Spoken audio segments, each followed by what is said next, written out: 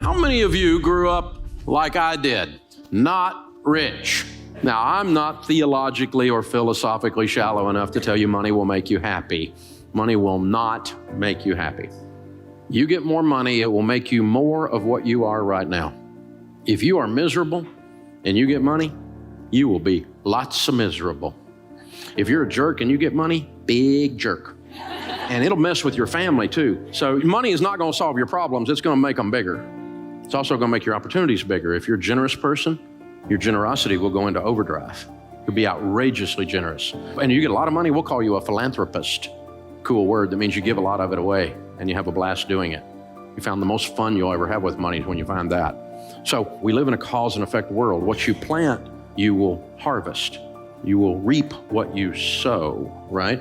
So if you plant stupid, you will get a crop of desperate. I've done it. And if you plant corn, don't be looking for beans to come up. Don't be shocked by, because what you put into your life is what you're going to get out. So we found that there's 5 things that if you do these 5 things with money, over a period of time, like 10 or 15 years, you will build a level of wealth 100% of the time. And now I said a level of wealth. I don't know what level because I can't predict car wrecks and cancer. I can't predict tragedy. And I don't know what your income will be. But if you're working and you do these 5 things, you will build a level of wealth 100% of the time. And this is not some prosperity thing, and it's not mystical or magical. When I cover these 5 things, they're all common sense. But common sense is so rare now, it's like having a superpower. So let's look at the 5. The first one is get on a budget. A written plan. You have to do a budget on paper, on purpose, before the month begins. Every month. If you worked for a company called You Incorporated and you manage money for You Incorporated, the way you manage money for you now, would you fire you? Don't answer that. We misbehave with money, and so we're disorganized. We don't have a plan. Nothing's written down. Decide. The interesting thing about each one of these principles is you can just decide today to do them.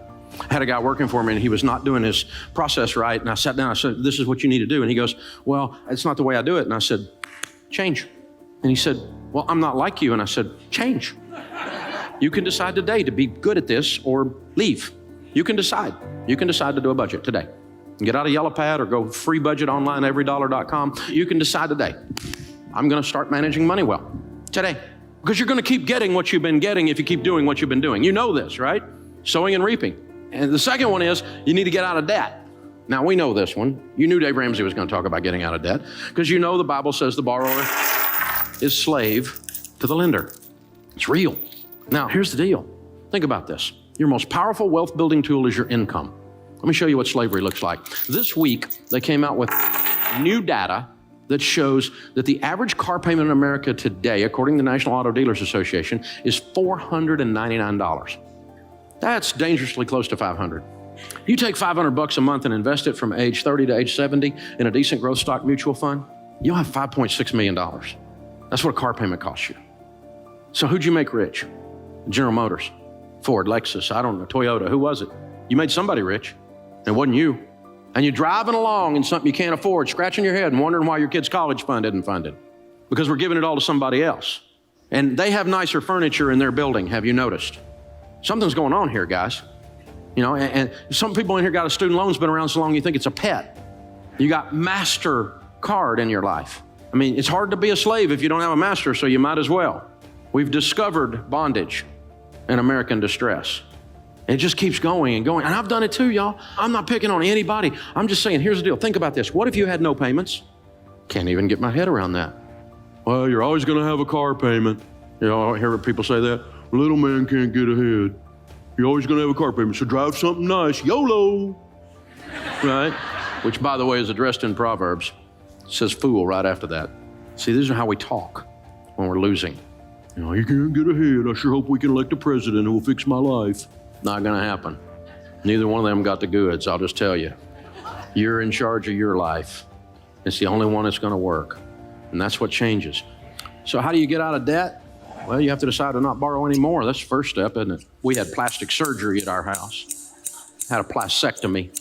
Decided we're not borrowing money anymore. MasterCard. Capital One. What's in your wallet? Money. You're weird, Dave. You're right. And I'm not broke anymore either.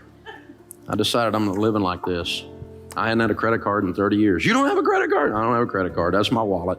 It's got green presidents' faces. And it's got 4 pieces of plastic in here, 2 debit cards, one on my business, one on my personal account, which will do everything your stupid credit card will do. I travel more than any 2 of you put together. Shut up. It works, okay? Dave, you're not getting airline miles. Yeah, I've met a lot of millionaires, and none of them said, Dave, I made it all on my airline miles. I hadn't heard that one, so I got my driver's license and my handgun carry permit. The third thing, once you're out of debt, then you need to be careful to foster high-quality relationships. What's that got to do with money? Everything. There's a huge correlation for those that build wealth and who they hang around with, because you become who you hang around with. Have you noticed that? You don't let your kids hang around with little juvenile delinquents, right? If little Johnny down the street's a weed head, you don't let your kid run with little Johnny because you know you're going to have a weed head in your house, right? We know this. So they come home with that mouth on them, and you're going, where'd you learn that? I'll get you knocked in the next week in this house. Where'd you think you could get away with that? I'll take you out and make another one look just like you. It's because they're hanging out with little Johnny, right? You know what happens. We're the same way, y'all. We're the same way. You talk like the people you hang around with. You read the books they talk about. If you don't read and all your friends watch The Bachelor, well, here's a clue, okay? Here's what's going on. If this is all you know about is reality TV that's not a reality, probably we need to change our diet, read a book. And so Charlie Tremendous Jones said 5 years from today, you'll be the same person you are today, except for the books you read and the people you meet. Don't be deceived. Evil company corrupts good habits.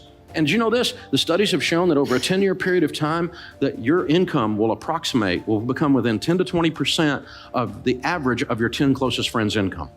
Because you have the same habits they've got. You have the same diet into yourself that they've got. You'll have it. You can't stop yourself from doing it. You will become who you hang around with.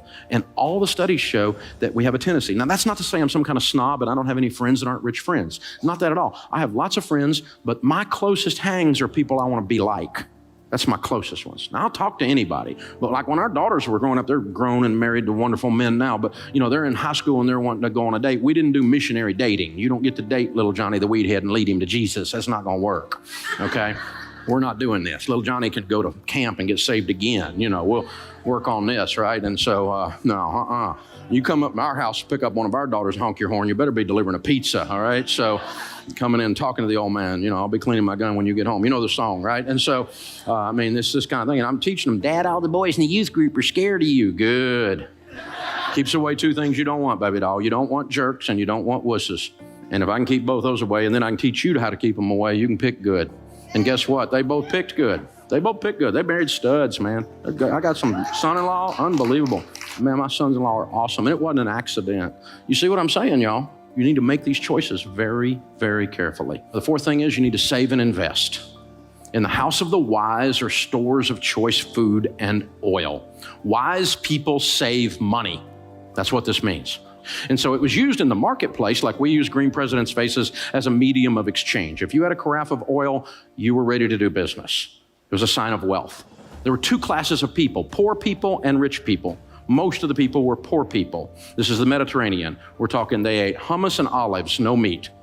A little bit of bread, maybe a fish if they got some meat, but that was it. Rich people ate what we eat every day, spices, good meat, Charleston food scene. You know what I'm saying, right? Cooking it up right. That's fine food. Stores of choice food and oil. Choice food and oil are symbols of wealth. So let's read that again. In the house of the wise are stores of money. By the way, the rest of that one says, and a foolish man devours all he has. If you spend everything you make, the Bible just called you a fool again. I've been a fool. Call me a fool too. And I decided to change. Wise people save money. Why? Well, to start with, we save for an emergency, right? Grandma said it. She said, save for a rainy day. It's going to rain. You're going to have a car wreck. You're going to lose your job. Something's going to happen. You're going to need some money. Dave, you need to be positive. I'm positive. It's going to rain. Something's going to come up. This one I don't understand. Unexpected pregnancy. Say what? Okay. But people come up with all kinds of things that are emergencies, right? Something's going to happen. And then you need to save and invest so you retire with dignity. I'm going to spend everything I make and hope the government, which is well known for its ability to handle money, will take care of me. Dumb idea. I'm not even sure some of them have opposable thumbs up there. You know what I'm saying? It's just ridiculous. And we're counting on them in some whacked out kind of way to come be. They're not coming. There is no white horse. There is no Calvary. You're it, okay? You are in charge of your destiny. And that's great news. And so, all worried about the election, and I'm not worried about the election because I made money under both parties. Turns out it wasn't up to them in either case. I've lost money under both parties. None of them sent me a check. They all just want money. They're extracting like a tick, extracting blood all the time. That's all they do. This is the deal. The last one is all about generosity, but this is all about cheerfulness. Generosity is not just a transfer of funds. Generosity is a spirit where you decide to be a generous person. Generous people are more attractive. They smile. They're not grouchy. It's not all about them. They're the ones that open the door. They're the ones when the grocery bag has the bottom drop out and your groceries are rolling all over the parking lot. They're the ones out there helping you pick it up. These are the people that when they go out to eat, they leave a tip, you cheap and ridiculous. Well, I'm not one. I leave big tips because it's a form of generosity. Well, they didn't give me good service. Oh, shut up. They're carrying a tray that weighs more than you. Figure it out. They parked your car in the rain and in the heat. Shut up. Give them some money. They park your $130,000 car and you give them $3. What are you, a nut? That's Ferris Bueller parking the car there. You take care of that, man. I give them a $20 bill. My car's still sitting there when I come out. It's amazing. Besides that guy's working his way through college or something right then. If he says better than I deserve, that's his code for I'm getting out of debt. If they say that, you got to give them a double tip. So I give them 40. My wife's like, I'm going to park your car. No, you're not. You're not working your way out of college. You've already put up with me for 30 years, so it's all right. Generosity is a spirit. It changes everything in your life. But it's awful tough to give if you're broke. If you're in debt and you hadn't saved any money and you don't have a plan and you're not hanging out with other people who are givers. And so change. You get to decide today. It'll change your life. It'll change your family tree. You will change everyone with your last name that follows you if you do these things. It's that powerful. It's unbelievable. The sorrows are deeper and the joys are higher. It changes everything. And when you move this money piece around, it gives you the tools to be that in the marketplace and to be that for your family.